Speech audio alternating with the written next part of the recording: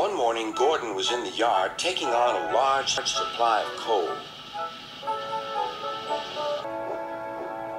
"That's the third load of coal you've had today, Gordon," said James. "Some might say you're being rather greedy." "I'm an important engine," replied Gordon. "Important engines need plenty of coal, but I doubt if you would understand that, James." James snorted and went about his work. Later, Gordon was taking on water from a standpipe because the water tower was under repair. "I wouldn't drink too much of that water if I were you, Gordon. It might give you boiler ache." "Pah," said Gordon. "What's this, educating Gordon Day? First James, now you, Duck. Big engines have big needs. Little engines are just annoying." "Don't say I didn't warn you," laughed Duck. Later, Gordon steamed into the yard at the big station.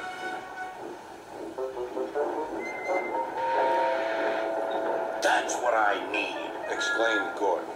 There, emerging out of the sheds, were two shiny tenders.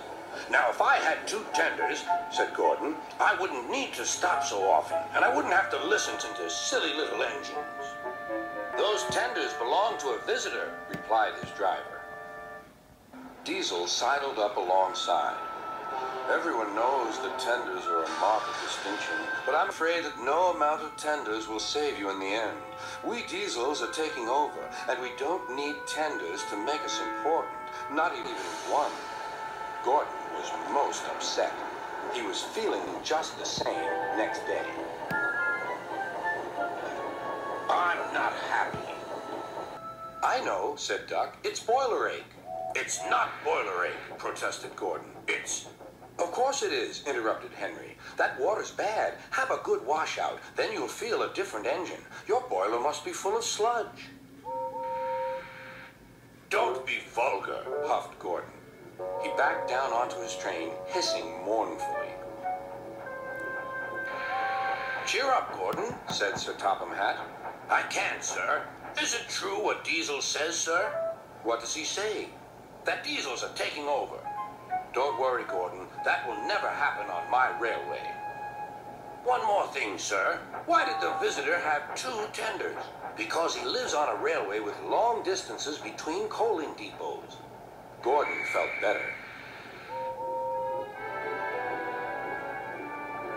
But Henry started complaining. He banged some cars angrily.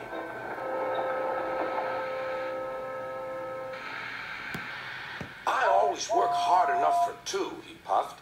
"I deserve another tender." Duck whispered something to Donald. He was going to play a trick on Henry.